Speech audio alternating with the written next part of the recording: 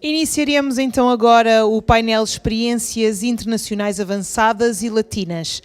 Para nos guiar neste debate, convidamos à mesa as senhoras Bárbara Chiara Ubaldi, chefe da Unidade de Governo Digital e Dados da OCDE, Sara Carrasqueiro, professora do ISCSP e ex-diretora da AMA, Lavínia Barros de Castro, assessora-chefe da presidência BNDES, e convido ainda os senhores Emílio Pineda, chefe da divisão de gestão fiscal do BID, Jorge Santoro, secretário de Estado da Fazenda de Alagoas, Luís Soares Barbosa, vice-diretor da UNO-EGOV.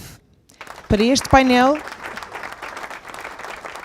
este painel contamos com 1h45. Ilustres componentes da mesa, por favor, tenham a palavra. Boa tarde a todos. Satisfação participar dessa mesa. Momento importante de debate. Acabamos de ter uma mesa anterior bastante rica. E a gente tem alguns... Um momento que o Brasil e o mundo vive é um momento quase disruptivo, né? Nós estamos vivendo inteligência das coisas, 5G, ciência de dados, utilização de dados abertos. São possibilidades, né, que fazem com que a gente tenha oportunidade de reduzir custos no setor público, de prestar melhores serviços à população, melhorar a produtividade dos nossos recursos humanos e, ao mesmo tempo, qualificar essa prestação de serviços à população, mas, ao mesmo tempo, nos impõe vários desafios, como, por exemplo, financiar esse momento de transformação digital.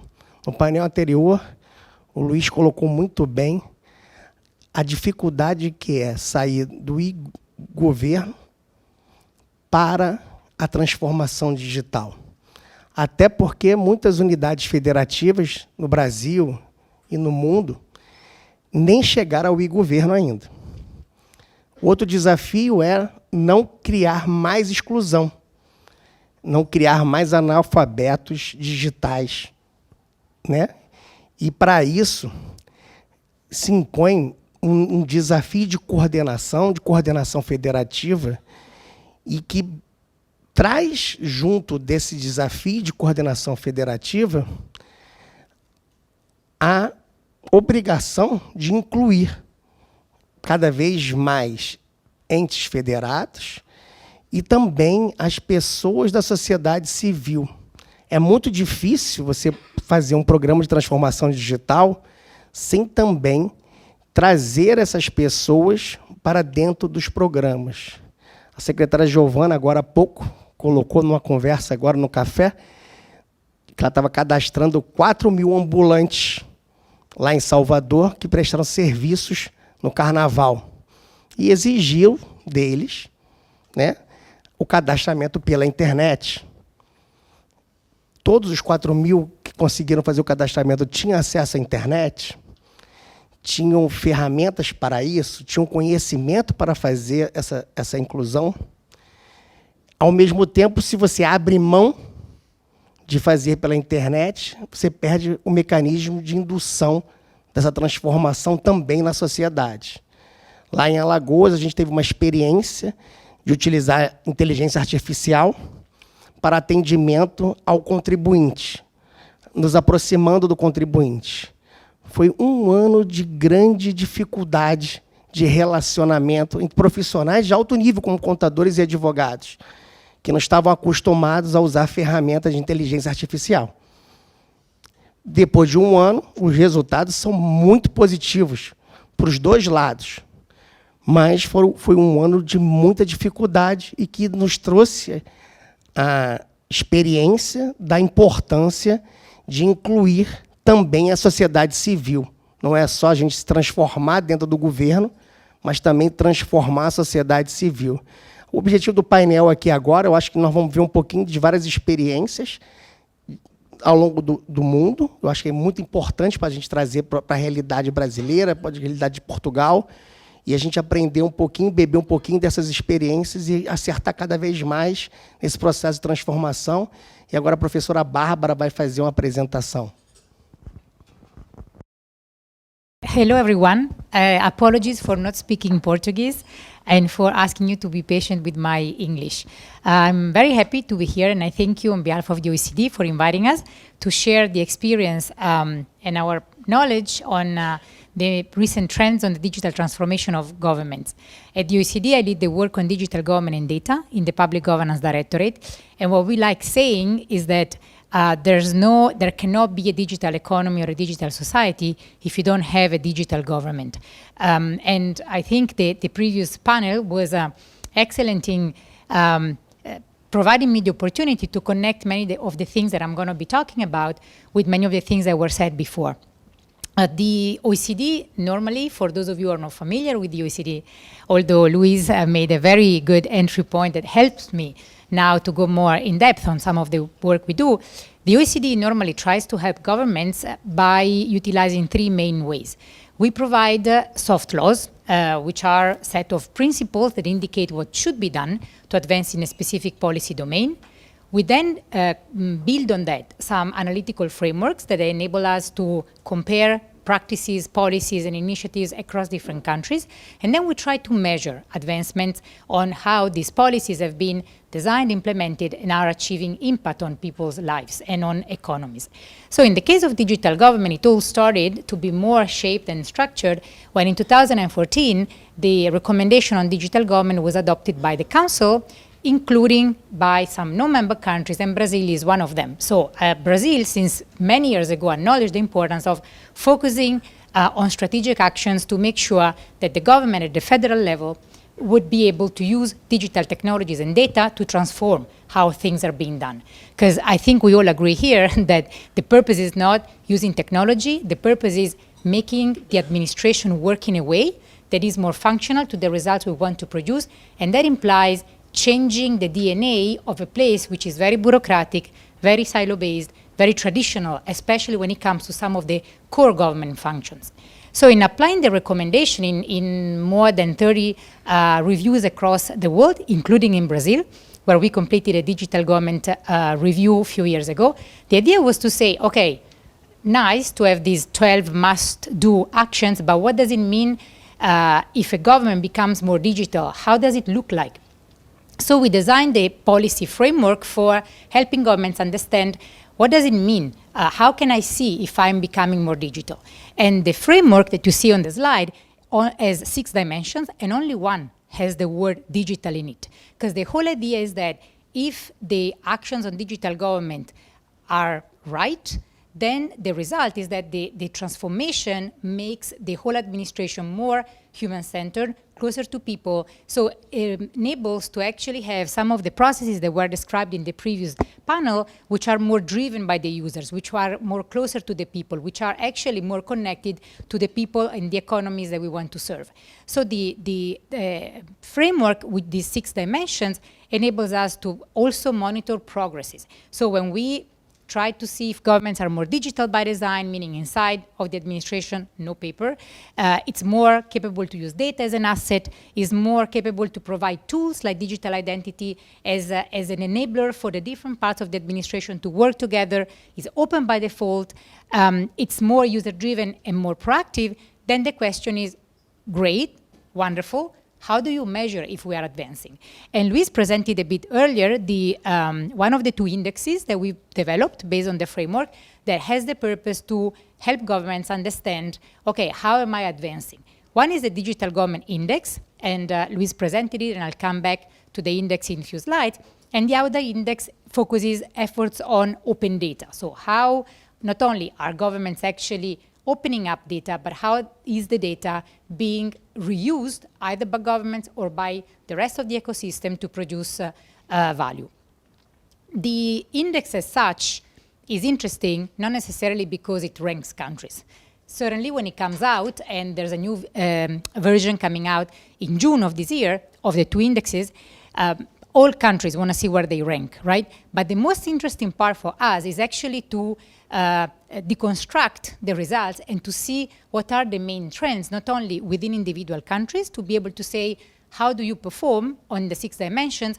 Where are the areas where you need to emphasize a bit more your efforts and your investments in all senses, but also helps us to see how are all countries progressing and where are the areas where we still see important challenges. So the next few slides are the opportunity for me to share with you where do we see, what did we start seeing from the release of the previous index, and then in the following years, where do we see still being the main challenges for governments when it comes to becoming more digitally mature. The 5 challenges that you see on the slide have to see with many of the points that were raised in the previous panel.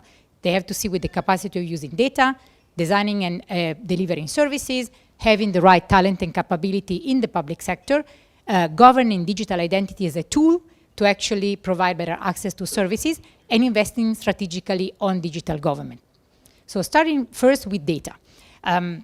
Data is a key asset together with people and money. And what we see is that many governments have still a little bit of journey to do to be able to actually use this data as an enabler of delivering better value. So at the OECD, we worked towards the development of a framework that has 3 main pillars.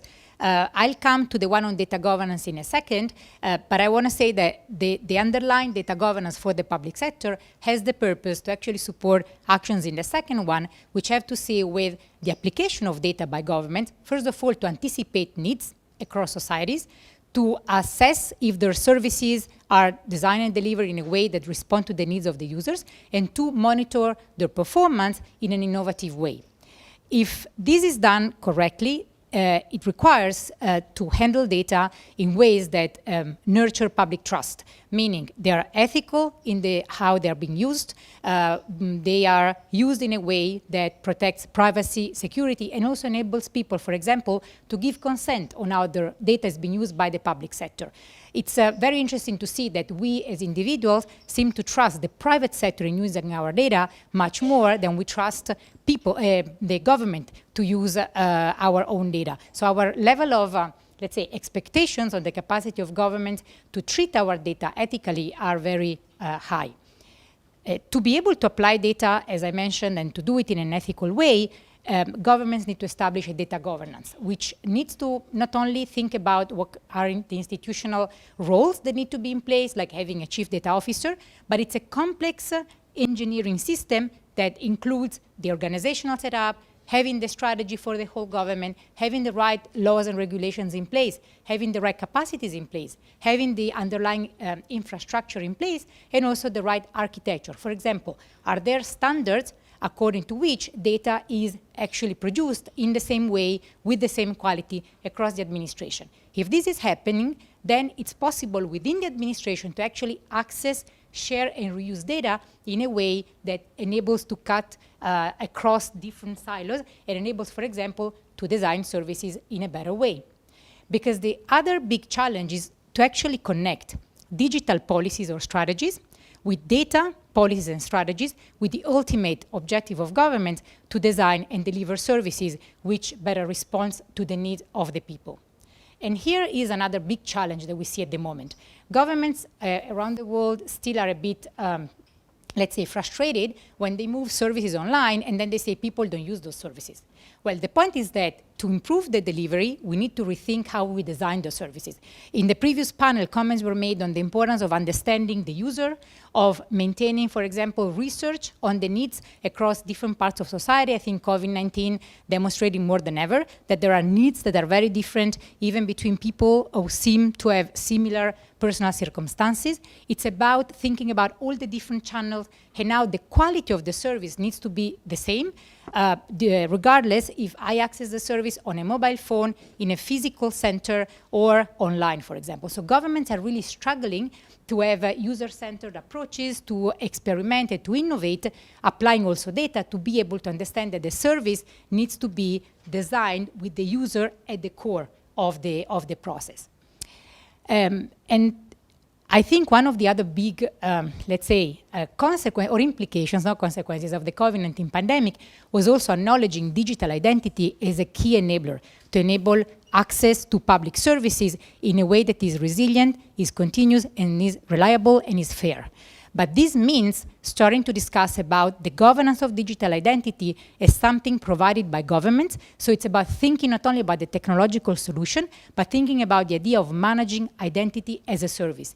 This is a service that the government is providing to all individuals who have the right to be identified, even when they move across borders. So there's a big piece of work we have in our, let's say, agenda at the moment at the OECD with the member countries, which is the development of a recommendation on the governance of digital identity, which again acknowledges the importance of having digital identity, regardless if it's provided by the public sector or the private sector as a technical solution, but as an instrument that enables access to public services, that enables to identify people, but it is also based on a strong legal basis that enables, for example, to handle data, personal data, in a correct way, that enables to guarantee privacy and security in how data is being used, but it also puts all the different actors around the table, and therefore is developed based on the new needs of the ecosystem. For example, the needs of the users of the solution, the needs of the providers of the services, regardless if they are private or public sector providers. So this creates a complex set of challenges when it comes to digital identity that go well beyond our own understanding of using a system to access a service online provided by a bank, for example. Skills, I will not talk too much about skills and talent because some of the previous panelists mentioned it, but we do see that governments are really struggling to not only bring on board the people that they need, but also to skill, reskill.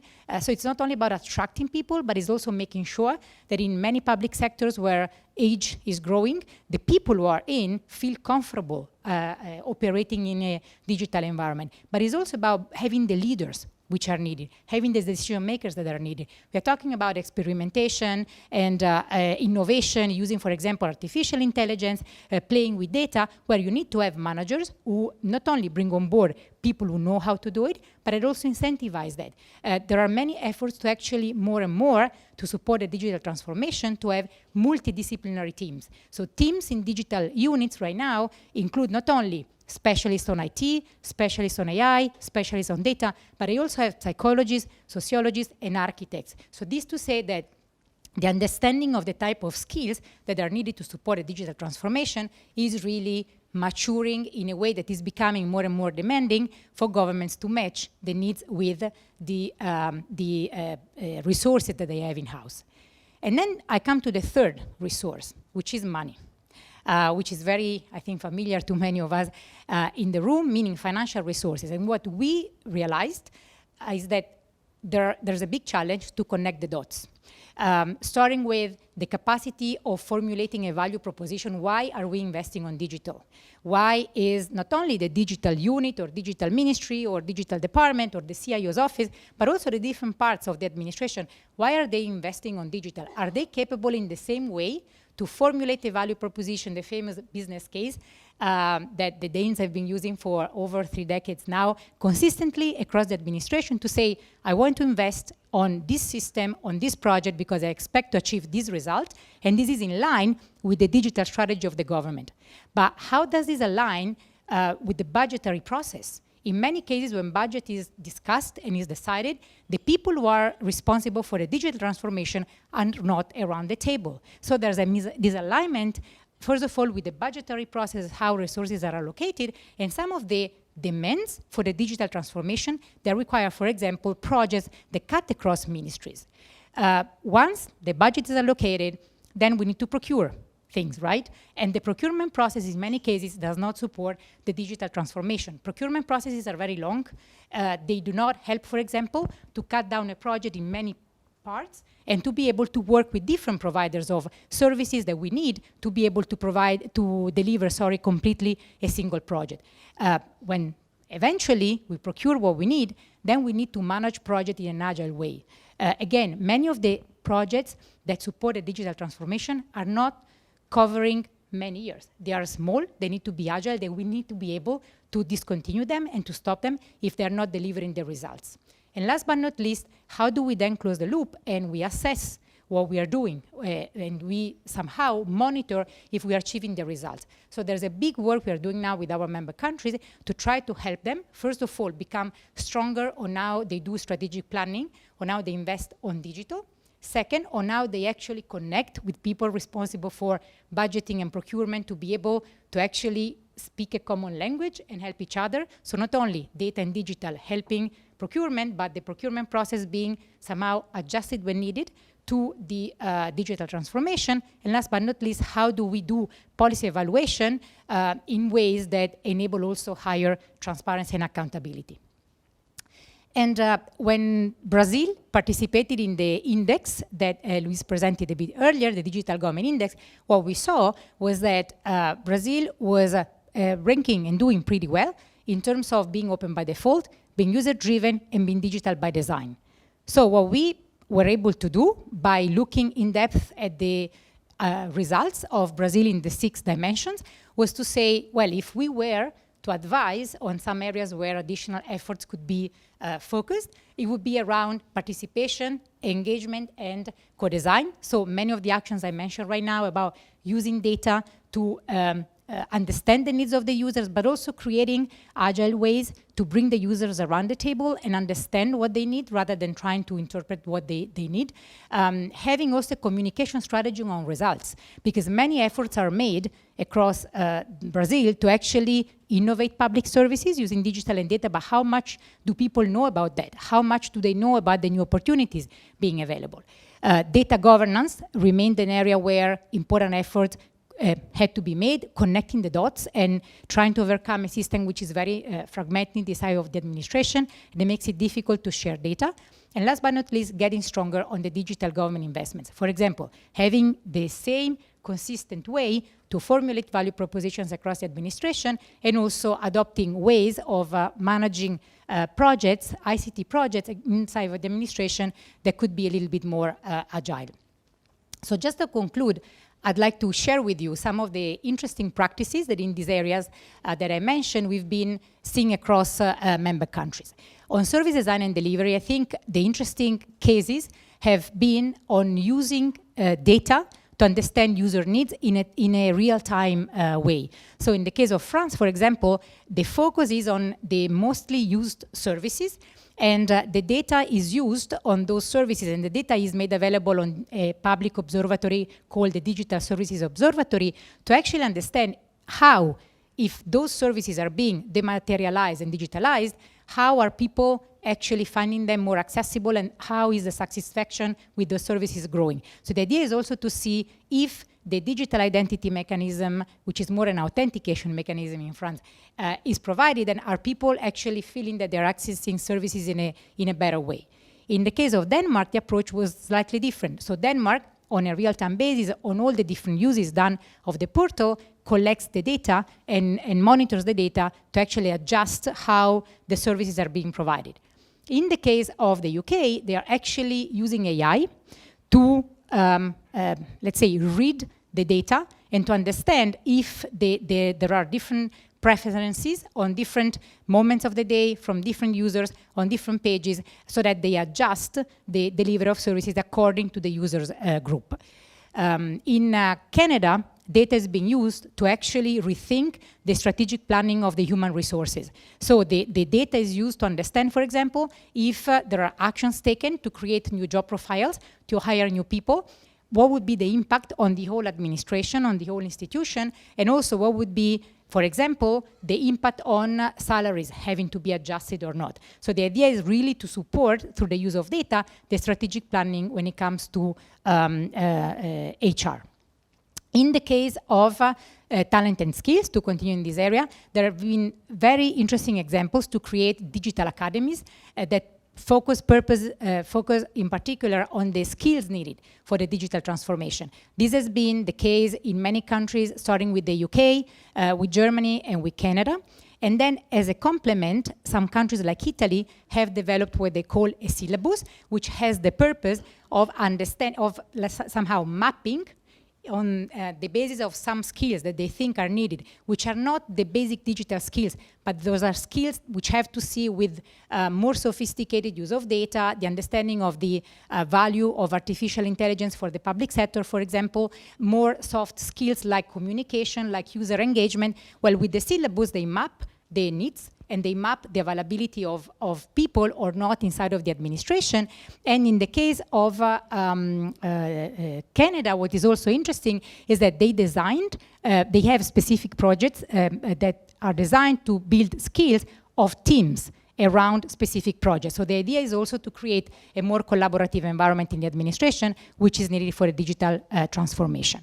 Data has been used in a very strategic way also to support better decisions. For example, in Japan, interesting for the conversation we are having here today, the central government developed a system that enables the local government to actually support better strategic planning. So the idea is actually to make the local administration also provided with some of these tools that strengthen their capacities to use data to plan.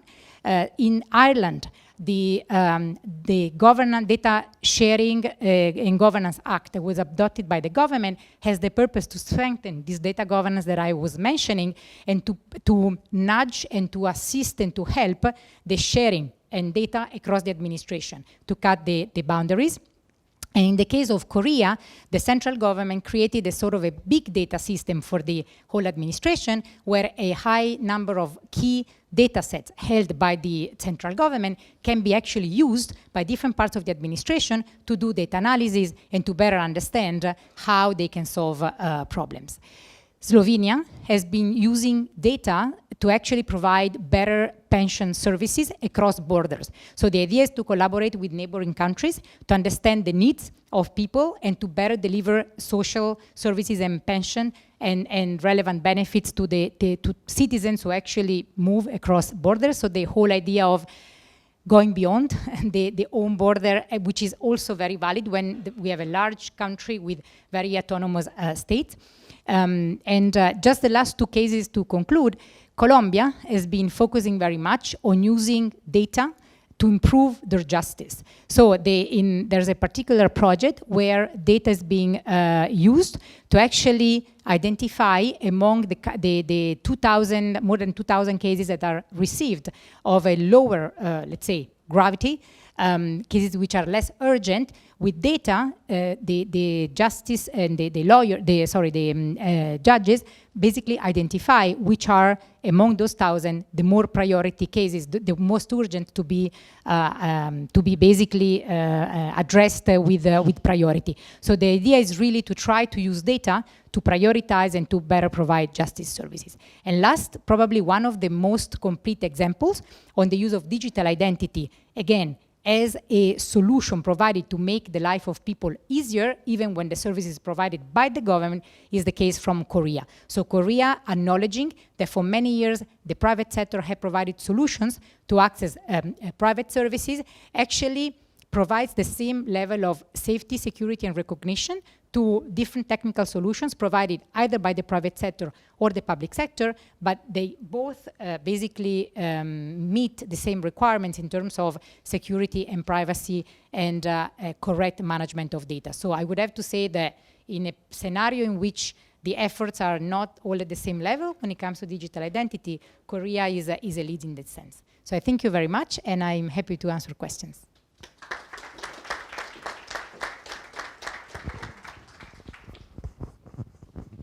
Professora Bárbara, muito obrigado.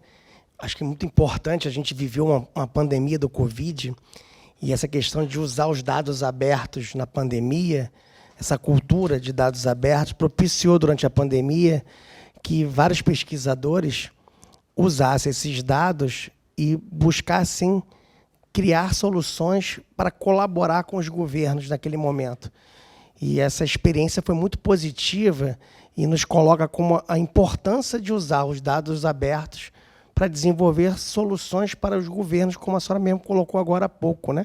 Se autoalimenta através da informação e gerada a partir dos dados, criar programas específicos de governo para melhorar a prestação de serviço público. Queria convidar agora o o professor Emílio, chefe da divisão fiscal do BID, para falar um pouquinho sobre o tema.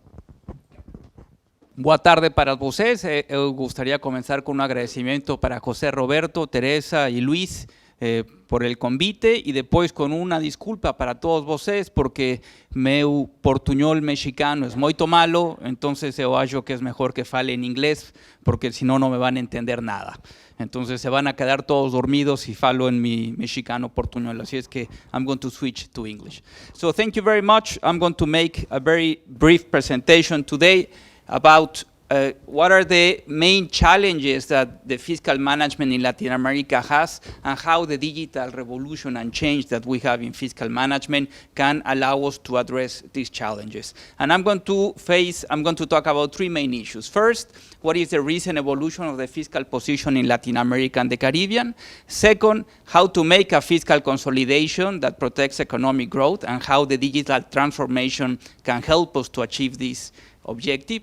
And third, what is the new fiscal architecture that we need in the region? What are some of the pillars, some of the ideas that we need in the region to improve equity and informality, especially now that we have a lot of digital tools that we didn't have before?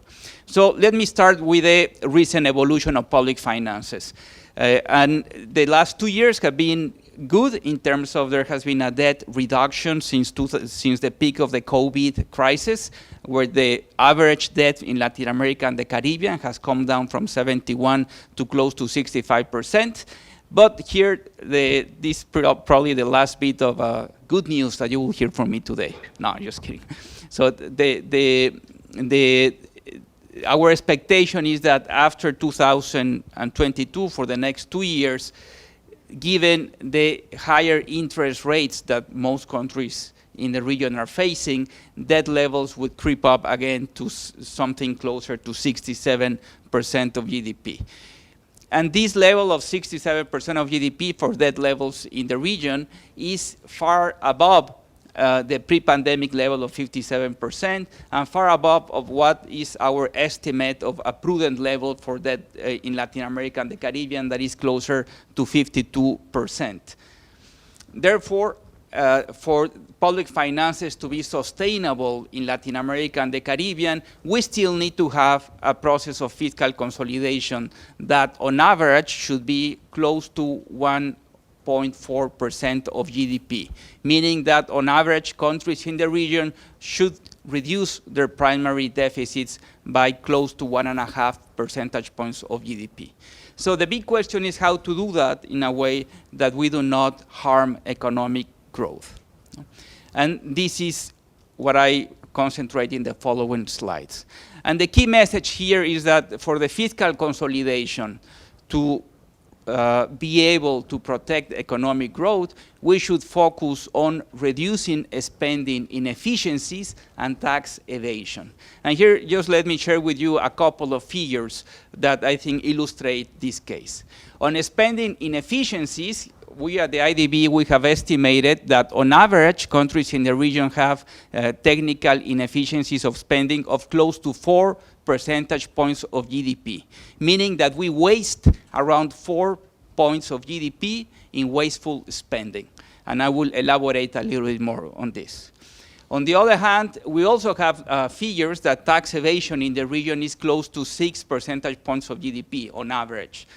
That is 3 times as much as countries in the OECD. So this means that we have a pool of essentially 10 percentage points of GDP of tax evasion and spending inefficiencies where we can make the fiscal adjustment without hurting economic growth. So the key challenge is how we do this, and here's where the digital transformation becomes very, very handy. And to illustrate this, let me start with the side of public spending, and I'm going to concentrate on public procurement. You know that public procurement is one of the most important spending items in every country in the region, and our estimates show that on average there's around 70% of waste in public procurement, which is equivalent to close to 1.5 percentage points of GDP in the region. And for the case of Brazil, Brazil is close to the average, is around 1.3% of GDP of waste in procurement. Waste, we mean that we are buying stuff, we're buying products for prices that could be lower, essentially. No? And the digital transformation can offer very good examples of how we can reduce these inefficiencies. I'm here going to provide a couple of examples that come from Brazil and that have been validated in other countries in the region. So the first one is the use of framework agreements for procurement. And framework agreements are a way to aggregate demand so that the government has a better bargaining position when they negotiate in those tenders, and they have shown to be able to reduce the unit prices by 10%. And here, the digital transformation is very important because the digitalization of the procurement processes allow us to have better information about what are the products that we can aggregate and put under these agreements that allow us to have important efficiencies in the prices, in the unit prices that we tender.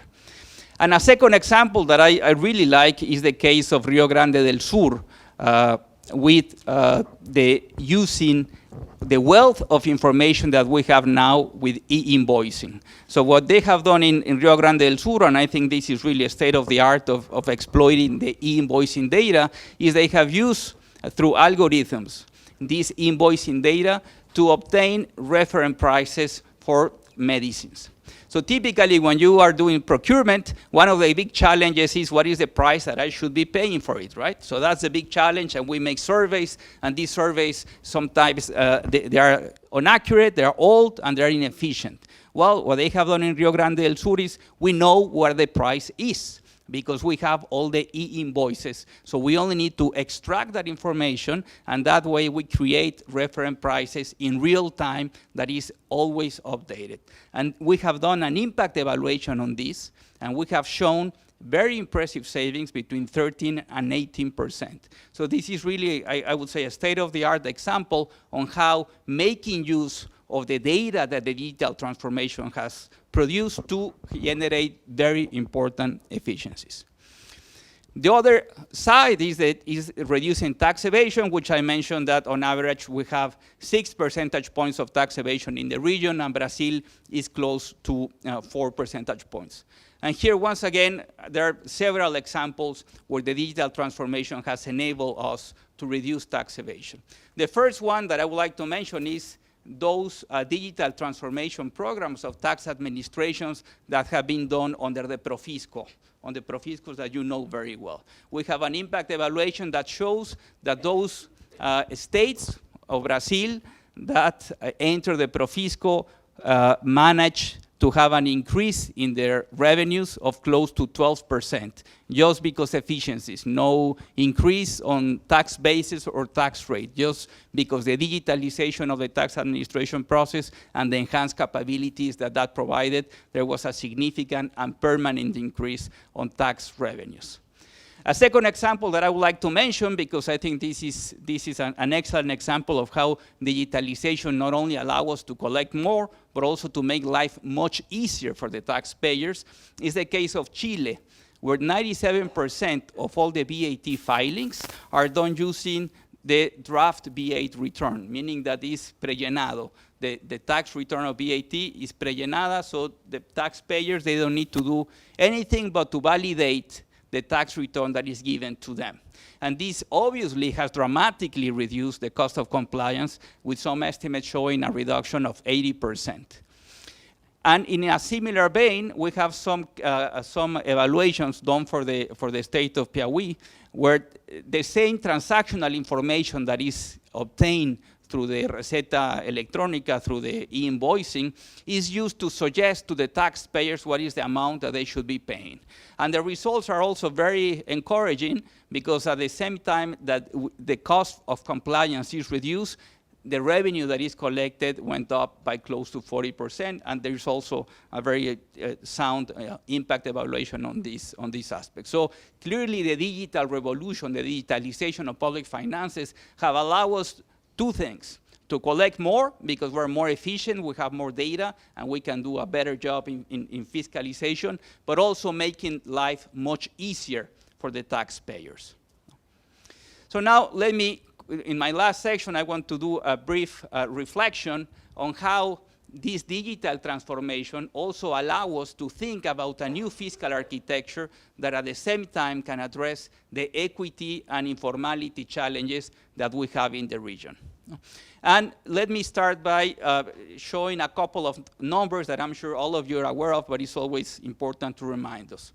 We all know that Latin America and the Caribbean is one of the most unequal regions of the world.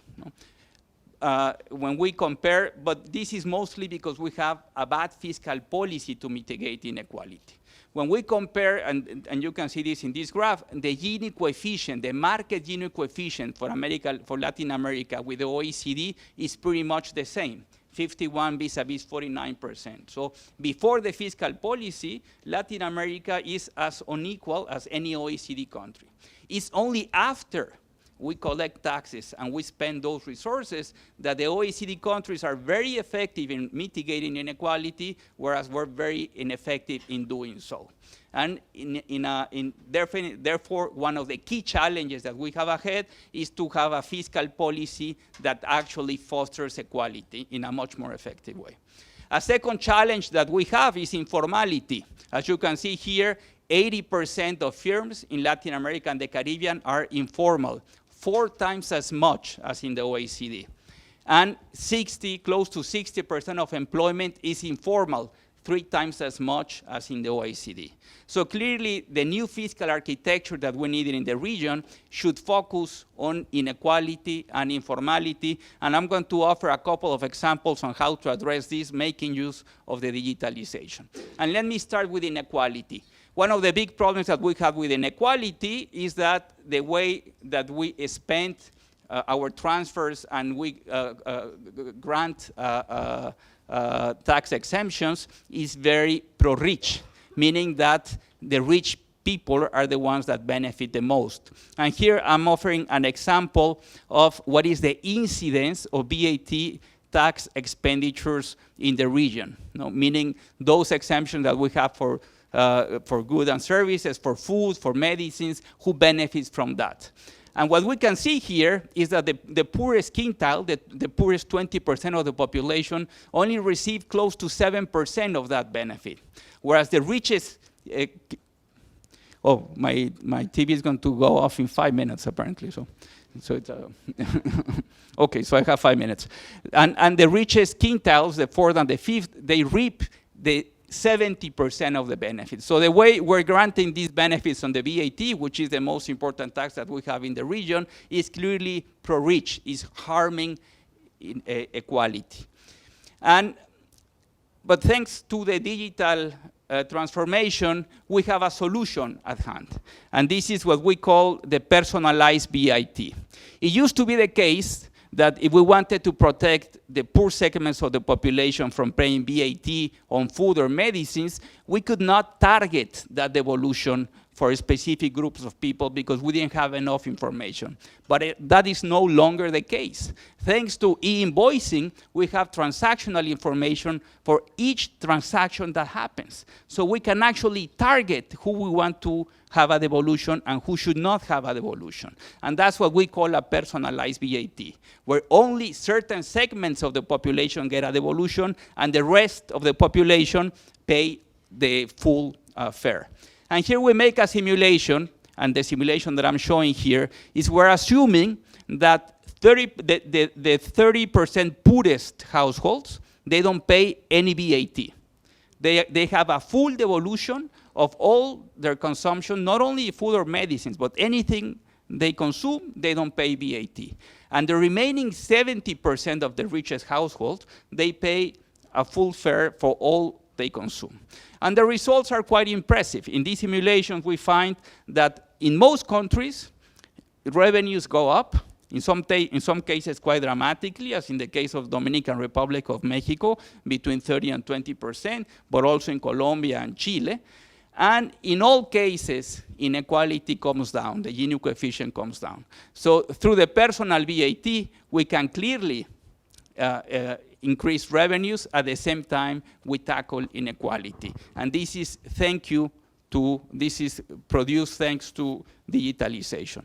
And this is not only a pipe dream. There are already clear examples, countries and states that have been able to start with this type of pilots. And let me mention two.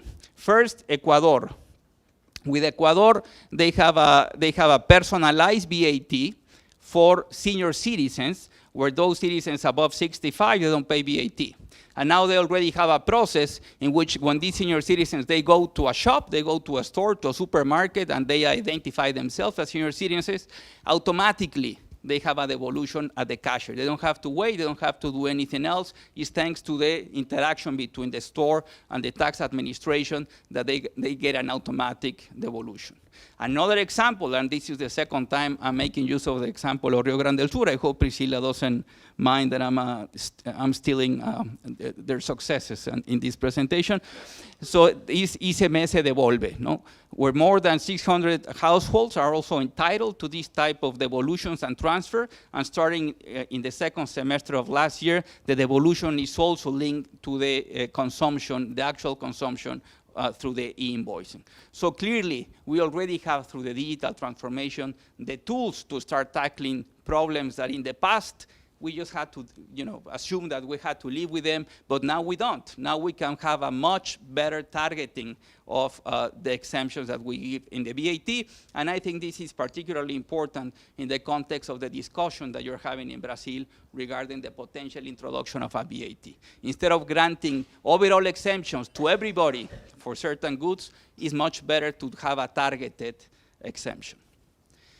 And the last bit of information that I'm going to talk about is about labor informality. As we had mentioned, labor informality and firm informality is a big challenge in Latin America and the Caribbean. And there are two factors, at least two factors that I would like to outline that are very important for this result. First, tax burdens on low formal workers, on low-income formal workers are very high. We can see here that as a share of the labor cost, the tax burden for a low income formal worker in Latin America and the Caribbean is close to 19%, whereas at the OECD is 5.7%. So it's almost 4 times as high in Latin America and the Caribbean. The taxes you pay as a low formal worker is 4 times as high in Latin America and the Caribbean than at the OECD. So it shouldn't be a surprise that we don't want to pay to work formally, no? And in this context, one of the potential solutions to address this topic is what we call the negative income tax, which is something that has been used extensively in rich countries for a long time. And here we made the following simulation just to illustrate the power of this tool to enhance formalization in the region. Here we assume that for the second quintile, and in the micro simulations that we made, for the second quintile of these countries, we provided a subsidy of half of the typical transfer that the government in those countries provide. So meaning that if those workers that were informal, they moved to the formal sector, they would keep receiving transfers from the national government, so that they're always better off when they start working formally. And here the results of this simulation are also pretty robust. So we find that on average, we can achieve a formalization of more than 50% for this second quintile of low-income workers, and which is more than 6 million people in these countries. In the case of Brazil, our simulation shows that we could achieve a formalization of around 50% for this second quintile. And once again, digitalization is very important here because it enables us to find those workers in a better fashion, just like it was mentioned in the previous panel. And we made some simulations that, when you make this incorporation of a lot of formal workers, move a lot of workers from informality to formalization, that has a very significant impact on economic growth and fiscal revenue. So this is not only a reform that is good for equity, it's also good for growth, and it's also good for the sustainability of public finances. And the last point that I want to mention is the relevance that compliance costs have in informality, especially for micro, small firms. And here I show what are the compliance costs measured at a percentage of the gross sales for micro, small, medium, and big enterprises in Brazil.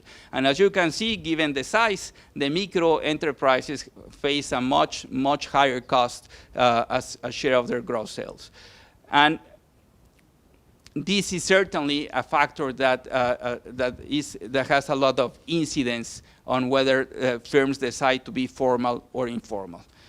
And here, to address this issue, I would like to exemplify one of the cases that have happened in Argentina, which I think might be of relevance for the discussion that now you have in Brazil, and is the unification of the tax payment in one filing across 3 different levels of government.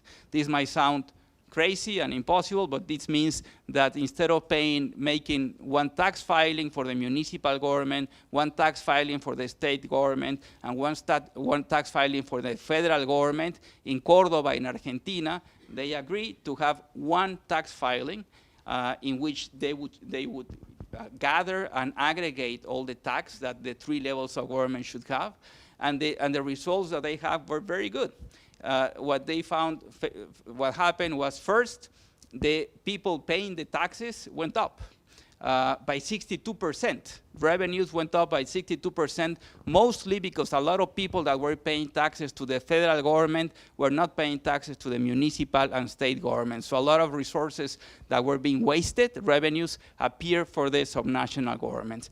And also the compliance cost went down dramatically. So the simplification of the tax payment system is also a very important design and factor that should be considered in any reform that you might think forward. And just to sum it up, to conclude, 3 main messages. The fiscal stance of countries in the region still require a fiscal consolidation moving forward.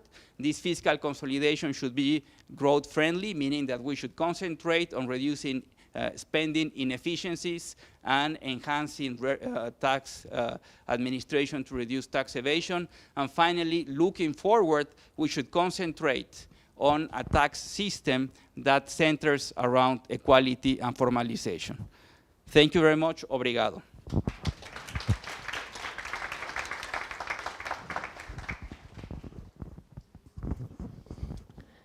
Emílio, excelente a colocação que você fez. Eu acho que o Brasil está passando por um momento agora de discutir uma reforma tributária, e a experiência que você colocou ali do Rio Grande do Sul é muito exitosa em utilizar mecanismos de nota fiscal eletrônica, né, para você poder não só mensurar e diminuir a regressividade do tributo, mas também você pode usar todos esses instrumentos de notas fiscais eletrônicas, que é a fatura eletrônica, para poder mensurar exatamente os impactos da reforma tributária. Claro que as decisões depois vão mudar, mas no primeiro momento você consegue mensurar com uma boa dose de precisão os impactos de uma alíquota, os impactos na tributação do valor agregado.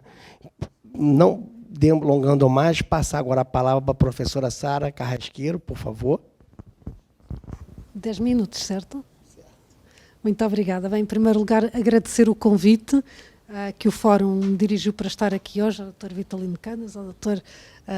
José Roberto Afonso. Muito obrigada, é um prazer estar aqui a discutir estes temas.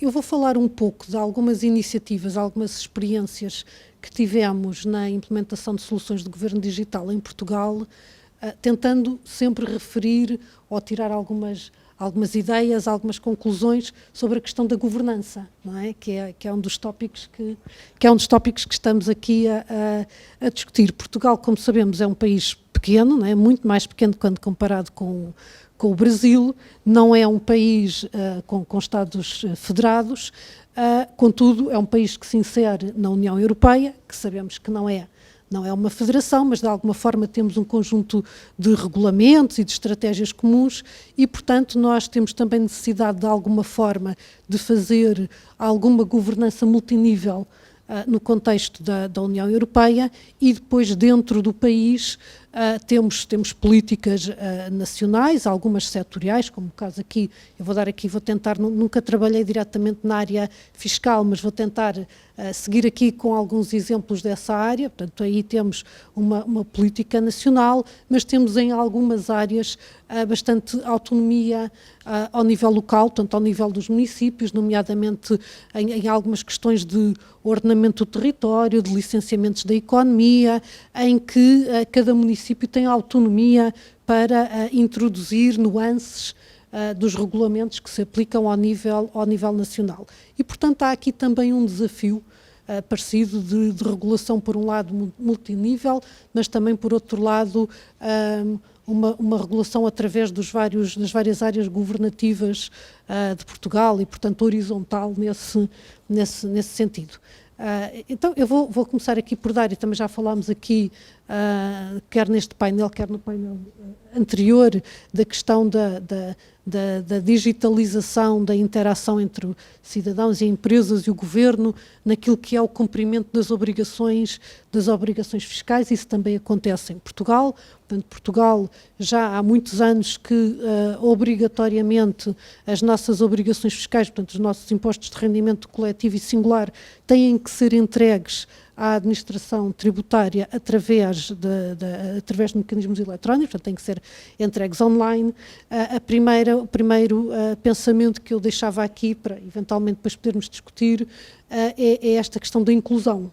Não é? Portanto, nós temos uma população que nem toda é hábil a trabalhar com os meios eletrónicos e, portanto, quando o Estado coloca estas obrigações de entregas eletrónicas, muitas vezes, por um lado, aumenta o acesso, porque nós sabemos que os portais, em princípio, quase sempre, estão abertos 24 horas por dia, 7 dias por semana, e, portanto, isto quer dizer que a administração se torna mais acessível, mais aberta a qualquer cidadão, esteja ele em que parte do mundo estiver, mas às vezes traz barreiras aos cidadãos que não têm estas capacidades de utilizar estes sistemas e às vezes acaba por acarretar um custo de contexto adicional, porque tem que se fazer valer do intermediário para a entrega destas obrigações.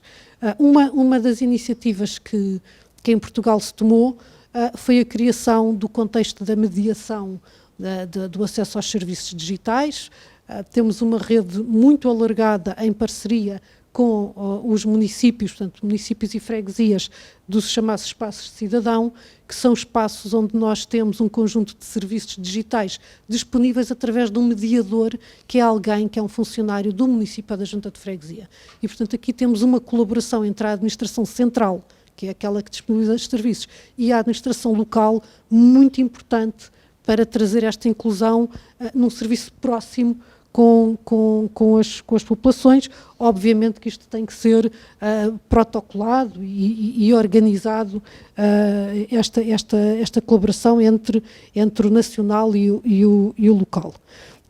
Depois também temos, e a professora Maria Manuel já referiu aqui, também temos funcionalidades, obviamente, de sermos proativos, de prevermos o que é que o cidadão precisa, neste caso de entregar à autoridade tributária. Portanto, nós temos hoje em dia automaticamente o pré-preenchimento de boa parte dos formulários que são precisos para efetivar as obrigações fiscais, aquilo que nós chamamos o IRS automático, e isto envolveu um esforço de organização e de agregação, não só dentro do setor público, mas também com o setor privado e social. Portanto, isto implica que haja uma colaboração intersetorial com o setor privado e social para que estes operadores que estão no mercado possam, de alguma forma, entregar mensagens eletrónicas ao governo, portanto, ao fisco,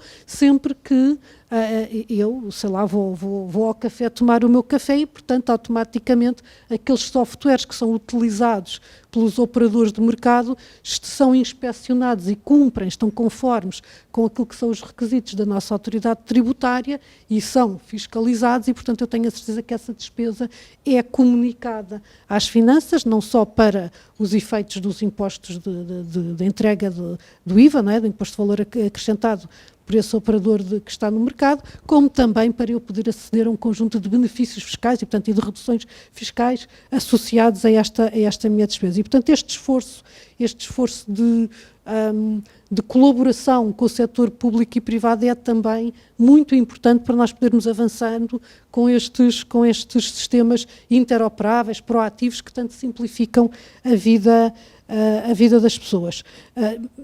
O facto de termos esta informação e estes dados todos disponíveis em formato digital, obviamente que alivia o esforço da administração pública a processá-lo, e há pouco também estávamos aqui a conversar sobre como é que se financia a transformação digital. É uma pergunta difícil, porque temos muitos estudos, aliás, os nossos programas de simplificação foram várias vezes analisados por entidades independentes, onde nós percebemos que há muitos benefícios económicos com a transformação digital.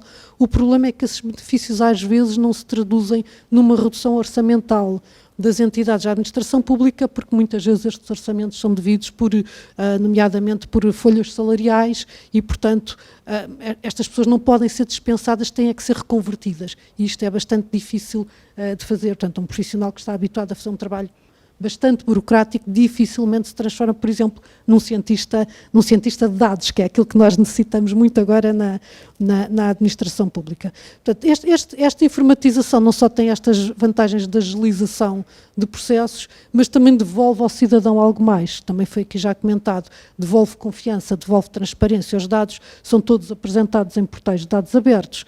O cidadão, quando entrega os seus impostos, consegue perceber para onde vão os seus impostos, acede a este tipo de informação. E pode ter o controlo. Portanto, à medida que vai fazendo as suas despesas na educação, na saúde, ou até em gastos de alimentação, pode ir a um portal, que cá chama-se o portal da e-fatura, e consegue perceber qual é que é o montante que vai, no fundo, que vai reduzir naquilo que é o seu imposto. E, portanto, consegue controlar esse elemento também, isto é bastante importante também, contribui até para a literacia fiscal da população, podermos partilhar estes dados sobre as coletas que estamos a arrecadar e onde é que vamos empregar estas coletas, são muito importantes. Para além disso, obviamente que esta informação digitalizada e facilmente acessível sobre aquilo que é as receitas do Estado também são úteis, e de como é que essas receitas estão a aparecer a tempo real,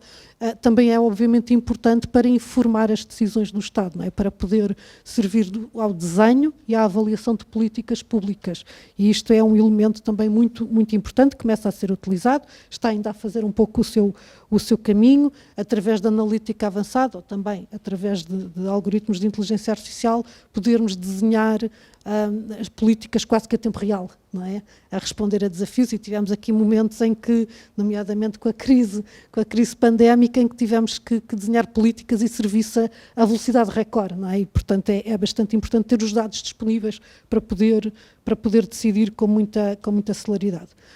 Outro aspecto importante que se verifica em Portugal é que, no fundo, o facto da administração tributária poder automaticamente receber dados da economia para os seus processamentos das obrigações fiscais de cidadãos e empresas também funciona no outro sentido. Ou seja, nós hoje em dia temos bastantes, o cidadão não só tem as suas obrigações facilitadas, como o acesso a benefícios também facilitados. Por exemplo, se eu sou um cidadão que tem insuficiência económica, tenho direito a um conjunto de benefícios, eventualmente não pago a taxa moderadora num serviço de saúde, tenho direito, se calhar, à redução das propinas da universidade, tenho direito a aceder a uma taxa reduzida de eletricidade e de água, e estes benefícios hoje em dia são automaticamente garantidos. Porquê? Porque esta informação da administração tributária é, através de meios seguros e interoperáveis, é transmitido a estes outros serviços públicos e privados. Por exemplo, o caso que nós temos aqui, que é bastante interessante, da tarifa social de energia, o que estamos a fazer é confiar esta informação aos operadores privados, sempre que vão faturar ao seu cliente, no fundo acedem a um serviço eletrónico onde obtêm a resposta se aquele cidadão tem ou não direito à tarifa social reduzida, e automaticamente esta tarifa é utilizada sem sequer o cidadão ter que o pedir, que é bastante... Foi um dos projetos com maior preponderância que se justificou estes serviços automáticos, porque o que se verificava antes deste automatismo é que os cidadãos não conheciam que tinham este benefício e não o solicitavam. E, portanto, agora ele é entregue automaticamente. Mais uma vez, isto envolveu um esforço grande de governança com estes operadores económicos, muitas vezes através de associações, não é? Portanto, quando temos setores económicos onde há muitos operadores no mercado, aqui as associações, sei lá, associações de comércio, de restauração, muitas vezes são os parceiros que o governo encontra para estes processos de transformação digital, e eles são parceiros não só a montar as soluções de interoperabilidade, como depois a ajudar na literacia. Portugal é um país em que o tecido empresarial é fortemente dominado por pequenas e médias empresas, portanto temos relativamente poucas grandes empresas, e portanto este apoio à literacia digital das PMEs é muito importante, e portanto aqui as associações são um parceiro importante nesta governança da transformação digital.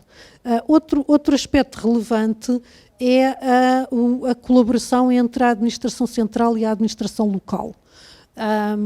Como já disse há pouco, existem inúmeros serviços, nomeadamente ao nível de licenciamentos, de urbanismos, em que as administrações locais têm uma margem razoavelmente grande de definir processos e de definir, nomeadamente, taxas, e, portanto, a um cidadão comum é bastante complexo poder lidar no emaranhado se tiver relações com mais do que um município. Aquilo que se tem feito em Portugal é tentar concentrar num único portal, que é um portal nacional, que também entrega os serviços da administração central, tentar concentrar o interface destes serviços, nomeadamente de licenciamentos para empreendedores e etc., através deste portal, e depois a administração central, nomeadamente através da Agência para a Modernização Administrativa, ser um desmultiplicador para os municípios. Portanto, este tipo de projetos são difíceis de gerir e de montar, envolve uma colaboração multinível, mas são muito prometedores depois para o cidadão final, traz muitos benefícios. Portanto, não estamos a falar de termos um único regulamento ou termos uma única taxa, estamos a falar de ter uma única porta de entrada, vá lá, para o cidadão que acede a estes serviços digitais de uma forma intuitiva e igual para todos os serviços. Claro que aqui, como também já foi dito, para além do financiamento, um dos grandes dilemas da transformação digital é, obviamente, os skills, não é? E aqui os talentos humanos são tão importantes na componente do IT, não é? Das tecnologias, como das lideranças. Algo que se pode fazer é criar desmultiplicadores de conhecimento e fóruns de partilha de conhecimento. Por exemplo, no desenho de serviços simples e na cocriação com o cidadão, Portugal tem um laboratório de experimentação central da administração pública que depois tem protocolos e estimula a criação de laboratórios ao nível dos municípios, e, portanto, há uma rede de laboratórios afiliados ao nível municipal que também já está a implementar estes serviços muito importantes, às vezes a simplificação dos serviços que se tem que fazer, às vezes até ao nível da linguagem verbal, não é?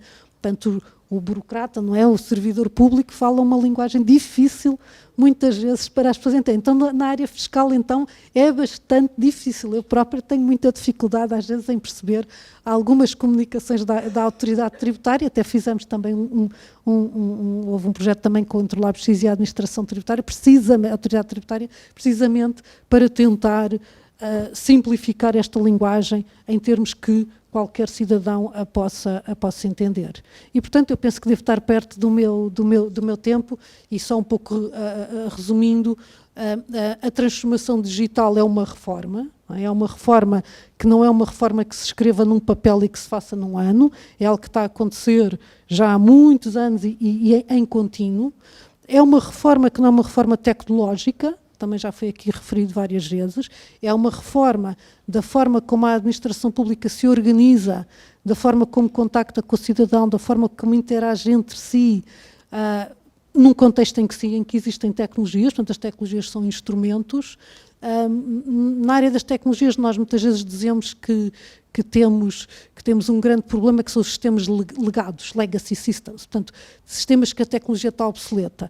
Aqui, na questão do governo digital, o sistema legado é todo ele, portanto, nós temos normas legadas, que não fazem muito sentido hoje em dia, nós temos culturas legadas, temos silos organizacionais que nos impedem de fazer melhor e mais rápido, e, portanto, a transformação digital pega nisto tudo, não é? Pelas tecnologias, mas tem relativamente pouco a ver com tecnologias. Eu dou aqui um exemplo, estava aqui a conversar com a Bárbara no café, por exemplo, nós com a crise pandémica, como também a professora Maria Manuel já referiu aqui, os bebés quando nascem nas maternidades são automaticamente registados no nosso sistema de justiça, é-lhes emitido um cartão de cidadão com os vários números, porque nós, pela Constituição, não podemos ter uma base de dados única, mas o nosso cartão de cidadão tem, através de meios criptográficos, permite-nos o acesso às várias bases de dados e, portanto, isso é atribuído na maternidade. O que é que aconteceu quando tivemos a crise pandémica? Com a crise pandémica, obviamente, que houve uma altura em que houve uma redução do trabalho presencial e, portanto, os oficiais de justiça deixaram de ir aos hospitais fazer este trabalho. Os bebés continuaram a nascer, naturalmente, os médicos, os enfermeiros, os profissionais de saúde, graças a Deus, bem-ajam, continuaram a trabalhar, mas as crianças deixaram de ser registadas.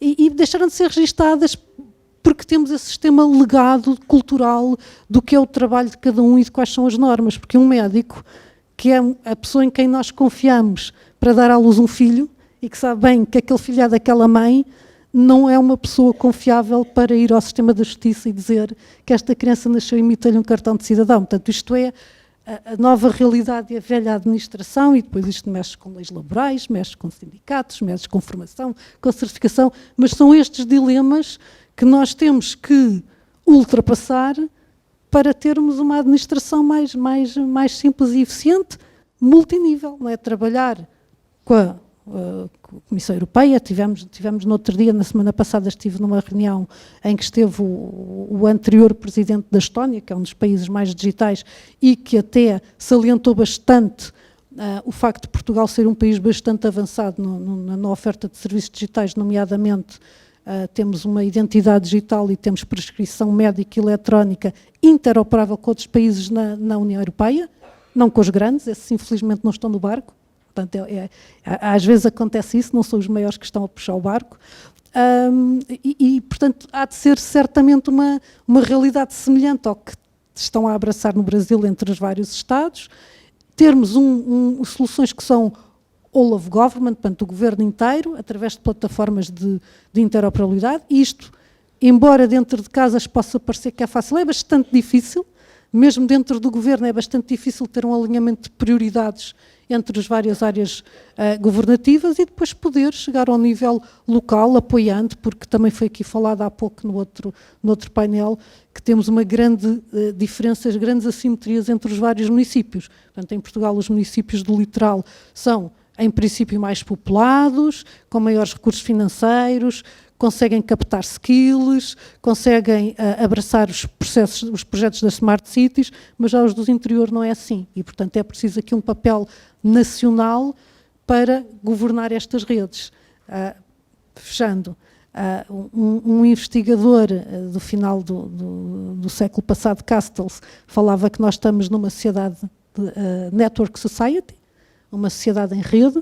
Em rede porquê? Porque nós no nosso dia-a-dia contactamos eletronicamente com a administração, com os mercados, de uma forma seamless, de uma forma automática. Outros investigadores, já há cerca de 10 anos, da Universidade de Tilburg, que também estudam estas questões das redes, Rabi e Canis, acrescentaram, estamos numa sociedade em rede e de redes, porque estas redes de colaboração têm que ser geridas, e aqui o papel dos governos é bastante importante para poder governar esta governança em rede, que é aquilo que nós vivemos hoje em dia, de termos projetos ao nível supranacional, nacional, local, intersetorial, que são tão difíceis de montar com transparência e com democracia. Portanto, é muito importante deixar esta pista, governar a transformação digital para garantir que os stakeholders corretos estão no barco, com democracia, que todos são incluídos, que participam desde o início. Falava no painel anterior da dificuldade de trazer a saúde para um projeto da fiscal, não é? É preciso envolver a saúde desde o início, porque senão é muito difícil depois trazê-los ao barco, quase nunca funciona. Portanto, é extremamente relevante esta mudança de culturas e de organização e também tem um bocadinho a ver com tecnologia, mas tem menos. Muito obrigada. Professora Sara, você abordou 2 pontos muito importantes. Essa questão de transformar os sistemas legados já numa visão digital completamente, isso é uma mudança do mindset completamente da gestão, né?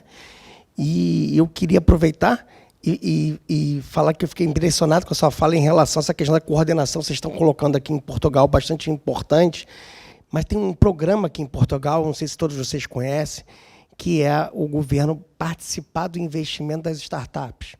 Vocês têm uma lei, um marco legal aqui bem desenvolvido nesse sentido e conseguiu tirar do papel várias empresas com a participação societária do governo, e o Brasil está engatinhando nisso, né? O novo marco das startups brasileiras ainda não é compreendido devidamente pelos órgãos de controle, nem pelas procuradorias dos estados e municípios, e Portugal já tem avançando bastante nessa linha. Eu queria agora passar para o professor Luiz Soares, vice-diretor da ONU e Gov, para a gente dar continuidade ao nosso painel. Muito boa tarde, muito obrigado. Nós já tivemos nestes 2 painéis uma visão muito ampla, acho eu, do que está a ser esta mudança disruptiva da transformação digital e dos seus desafios, e das respostas a esses desafios, nomeadamente em termos da governação. Eu devo confessar-vos que reajo a isto um pouco, talvez alguns se recordem de um filme que era popular na minha adolescência, quer dizer, no milénio passado, não é? Que é um filme do Woody Allen, em que a certa altura a personagem chegava à boca de cena e dizia: a resposta é sim, mas já agora pode repetir a pergunta? E eu acho que muitas vezes nós temos pouca capacidade, ou enfim, os debates que interessam têm a ver com a formulação correta da pergunta.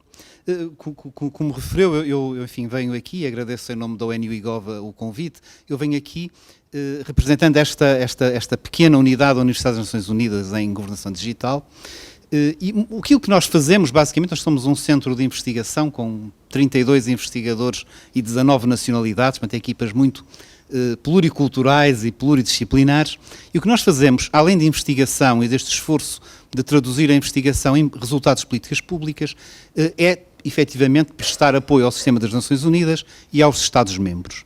E, portanto, o que partilharia convosco seriam 5, 6 desafios que nos têm aparecido na prática da implementação, da concepção e da implementação deste género de projetos em vários países.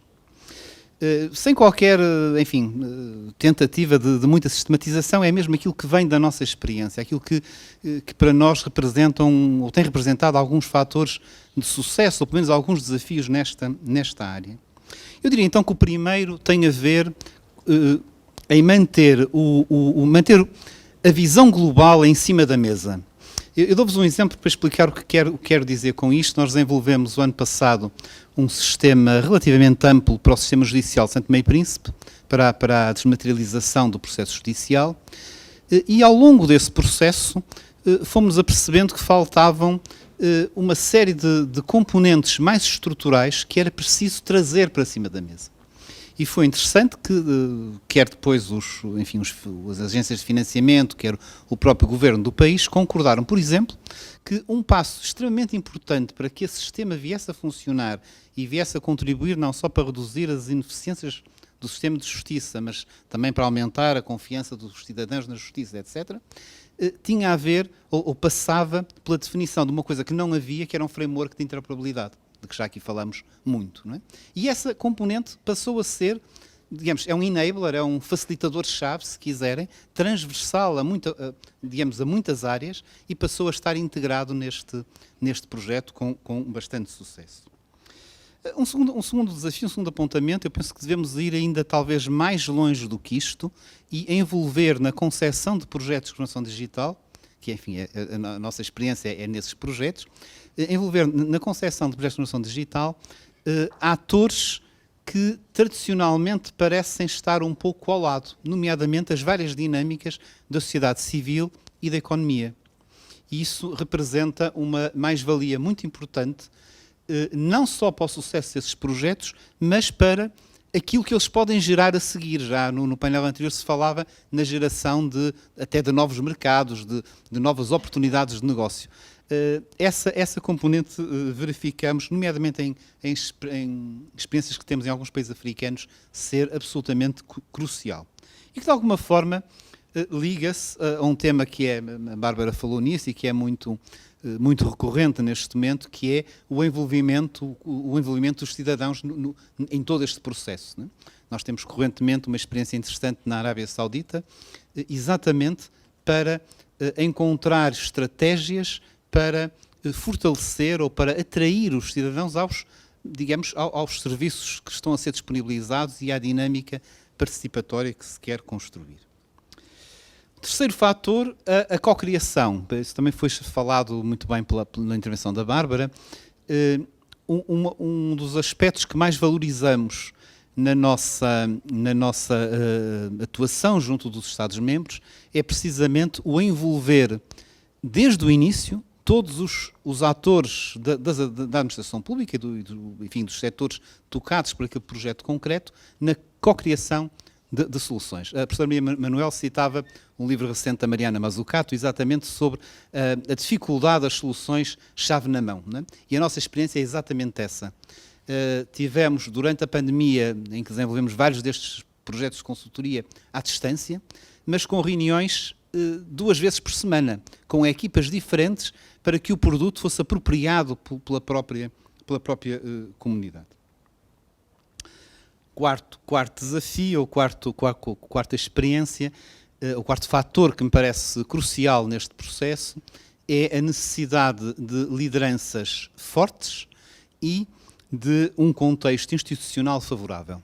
Isso é absolutamente crítico em países como a Guiné-Bissau, onde o Estado é uma miragem, mas é igualmente crítico em países muito mais estruturados. Muito mais estruturados. Um dos primeiros projetos que a nossa unidade desenvolveu foi para o governo da Colômbia e foi precisamente para criar, criar de forma sustentável ou criar e sustentar no tempo a figura do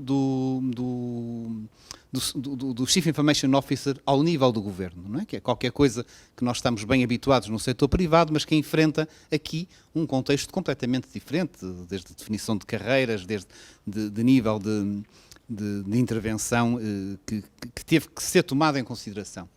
E nós fizemos isso não apenas desenhando currícula, enfim, trazendo as várias universidades locais para a mesa, mas também definindo com os próprios os mecanismos de carreira, que é um assunto sempre muito complicado na administração pública, que permitissem, eventualmente, solidificar esse género de lideranças nos diferentes níveis da administração pública.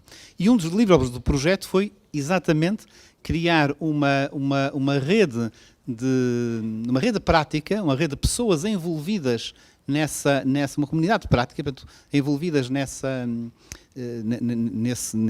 plano, para que pudessem partilhar experiências e pudessem ir criando uma cultura que reforçasse as competências na gestão de tecnologia na administração e no setor público. Fizemos isso depois a um nível, enfim, talvez mais restrito também no Uganda, fizemos setorialmente, mas num país muito, muito grande, que é a China, no nível da segurança social, e em todos estes casos penso que a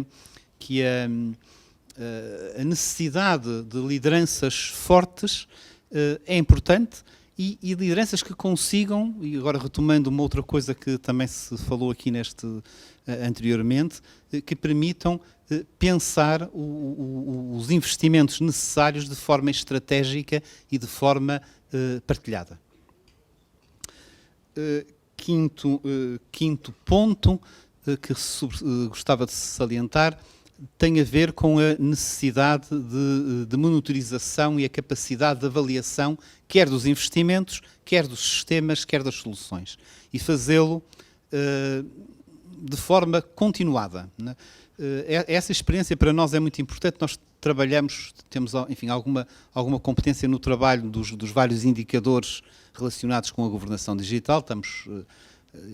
Fazemos esse exercício de acompanhamento em vários países e parece-nos que, enfim, para além das metas concretas, que são às vezes mesmo importantes para, enfim, atrair investimento, gerir expectativas e que tem a ver com, digamos, com os posicionamentos dos países nos vários rankings, mas muito mais importante do que isso, a meu ver, relaciona-se com a experiência, com a cultura que esta capacidade de monitorização contínua traz às instituições. E muitas vezes as instituições com que nós temos que lidar na administração pública, nomeadamente em países em desenvolvimento, e o nosso horizonte de trabalho é muito a África, é uma cultura ainda muito incipiente e que tem que ser construída.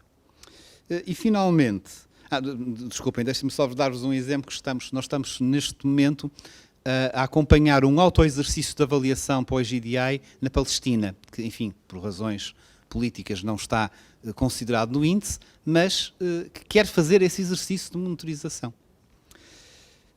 Finalmente, o último tópico que aqui tinha e não vos maço mais, tem a ver com qualquer coisa que também já aqui se referiu, que é a transformação digital é altamente disruptiva, tem muitas dimensões, mas tem uma dimensão interessante para os países em desenvolvimento e não só para os países, para as regiões, a Sara falava dos municípios e, enfim, nós somos muito sensíveis a esta diversidade que existe em Portugal e que existe noutros países. A transformação digital oferece capacidades de leapfrogging extremamente interessantes e isso tem que ser aproveitado. Para nós, nas Nações Unidas, é quase parte, é mesmo parte da nossa missão.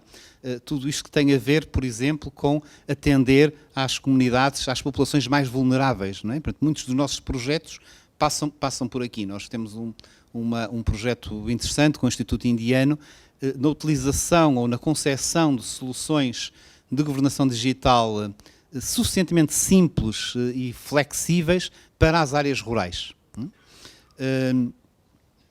Temos experiências, por exemplo, de utilização de tecnologias em torno da distributed ledger, do blockchain, no Uzbequistão, por exemplo, para tratar dos registros, não é? Para fazer um registro nacional, um registro civil nacional enfim, confiável pela população. Bom, eu não vos vou amassar muito mais, queria só sublinhar esta mensagem de que na concepção, e a minha intervenção situou-se aí, na concepção destes projetos de governação digital em qualquer área, em qualquer domínio, há um conjunto de práticas e de lições aprendidas que pode ser útil partilhar, aprofundar, e que isso é relevante para fazer progredir as regiões, os países, as populações, no sentido de uma maior inclusão e no sentido do aprofundamento da experiência democrática, que no fundo é aquilo que nos motiva. Muito obrigado.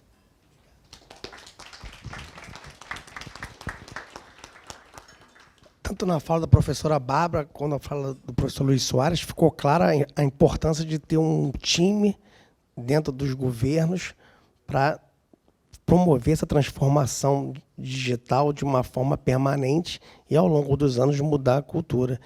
Agora nós vamos ter uma apresentação do professor Juan Pablo Jiménez por vídeo agora. Pode colocar, por favor.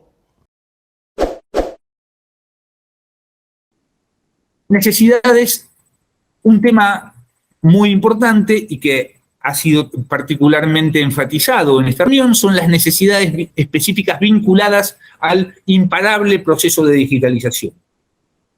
En particular, en lo que respecta a los gobiernos nacionales, este proceso traerá consigo en los próximos años la necesidad de abordar importantes inversiones a realizar por todas las administraciones públicas, ellas los gobiernos subnacionales, a efectos de cambiar radicalmente los procesos de comunicación entre los agentes económicos, los usuarios de bienes y servicios públicos y las administraciones públicas. La economía digital coloniza casi sin excepción todos los sectores productivos y los modos de consumo de las personas, lo cual plantea innumerables desafíos organizativos y regulatorios, en los que los asuntos fiscales aparecen como especialmente relevantes a fin de emparejar la cancha, de manera de evitar la competencia desleal con los sectores tradicionales. Para ello se requiere un diseño de tributos que permitan expandir las recaudaciones necesarias en los años que vendrán.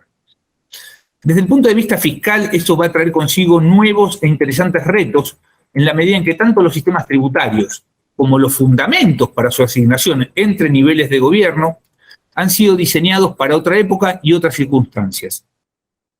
El problema no es trivial, ya que lo que denominamos sector digital incluye distintas y muy heterogéneas actividades, tales como la venta de bienes de pequeño valor, la prestación de servicios en medios electrónicos, plataformas de intermediación, venta de activos digitales, música, videos y libros electrônicos, publicidade digital, entre outras muitas. Obrigado. Vamos passar rapidamente, para a gente não atrasar mais o painel, para a Lavínia Barros de Castro, assessora-chefe da presidência do BNDES, um banco muito importante, que tem alguns projetos inovadores de fomento de startups no Brasil, e numa nova linha agora na presidência, mudando, né, voltando ao programa anterior do BNDES. Muito obrigada. Bom, boa tarde a todos. Ser o último a falar é sempre um pouco difícil. Mas, bom, queria agradecer, antes de tudo, o convite do Dr. Zé Roberto para participar desse fórum. Na verdade, eu tenho aprendido muito nos últimos 2 anos, nos últimos 2 dias, né? 2 anos também. Mas, e eu devo confessar que eu não sou um especialista no tema de governança digital. E o que vou fazer aqui é um pouco tentar trazer uma experiência do banco. Na verdade, eu escolhi 2 experiências para falar um pouquinho e fazer um pouco um exercício de cenários. Tentar questionar aqui algumas, a partir de coisas que os senhores falaram e que eu um pouco sistematizei aqui. Aliás, eu aproveito para agradecer meus colegas do banco que me ajudaram, o Tiago Ledo, Gladstone, Vanessa e Caplan, que me ajudaram com os esclarecimentos aqui prestados. Bom, quais são essas 2 experiências que eu escolhi para, então, propor essa reflexão? A primeira delas, a maioria dos senhores conhece. É muito antiga e ela se chama Programa de Modernização da Administração Tributária dos Setores Sociais Básicos, o famoso PMAT. Né? E por que eu escolhi essa experiência? Porque essa experiência ela teve capacidade de se renovar ao longo do tempo. E aqui é uma característica acho que é interessante de bancos de desenvolvimento. Né? Quem trabalha com ciências sociais sabe que os conceitos vão alargando conforme o tempo passa, porque vão surgindo novas necessidades históricas. Quem trabalha, sobretudo, com desenvolvimento, né? Esses conceitos vão se alargando. E quando você é uma instituição pública, você tem um paradoxo, porque você tem que ter alguma flexibilidade para absorver esses desafios mutantes. E, ao mesmo tempo, você tem que ser uma fonte de constância, né? Uma fonte de algo que reduz a incerteza para as decisões cruciais de investimento. Então, você tem esse paradoxo. Mas, do ponto de vista do planejamento, isso é ainda pior e mais difícil. Por quê? Porque, por um lado, você tem que ser flexível e inovar. Mas, ao mesmo tempo, a tendência que você tem a fazer, você vai adicionando coisas que você faz. Adiciona, adiciona, adiciona. E, quando você vê, você está financiando do alfinete ao foguete, sem foco estratégico. Então, esse é um dilema que você tem que um pouco lidar. Então, você tem que se modernizar, tem que inovar, mas, ao mesmo tempo, você tem que ter cuidado para você não perder o foco estratégico. E isso foi exatamente um pouco o que acontece com o tema modernização do Estado. O que era modernização do Estado e o que é hoje modernização do Estado? Né? A gente foi adicionando características. Então, o PMAT, num primeiro momento, ele focava em quê? Na arrecadação e infraestrutura básica de gestão. Com o passar do tempo, ele foi trazendo questões mais complexas e desenvolvendo soluções mais adaptadas a isso. Né? Então, a gente teve projetos multissetoriais integrados e focou em alguns temas: meio ambiente, mobilidade, educação, saúde, saneamento, iluminação e segurança pública mais recentemente. Então, foi adicionando, né, os grandes temas que vão surgindo. E, ao mesmo tempo, a gente uma imposição também dos novos tempos, foi percebido que não adiantava só fazer financiamento. Desde o início a gente já fazia, mas a gente foi caminhando mais para isso, em fazer mais parcerias, né? Então, desde 2020, o banco vem atuando, articulando com o governo digital do Ministério da Economia, com o Banco Interamericano de Desenvolvimento. Sempre tivemos diálogo. Mas essa parte de advocacy, né, para usar a palavra da moda, ela foi se tornando mais forte, né? Até porque é uma exigência. Uma sociedade em rede exige, né, que você tenha muito mais articulação. Então, hoje, a gente faz um papel bem maior do que um papel de financiador, mas também o papel de financiador reduziu. Então, é isso que a gente caminhou. E a gente tem cases bastante interessantes, que acho que não cabe aqui, dada a hora, falar, e em breve vai sair um relatório de efetividade do banco, falta um mês para sair, então fiquem atentos, uma análise mesmo de que o PIMAT contribuiu em termos de PIB, na educação, nos gastos em educação, na parte da arrecadação, então ele traz resultados bastante interessantes. Mas, então, eu agora... não vou falar, vocês podem encontrar o programa na internet, acho que não vale a pena, por adiantado da hora, vamos direto para passar para a parte de cenários, né?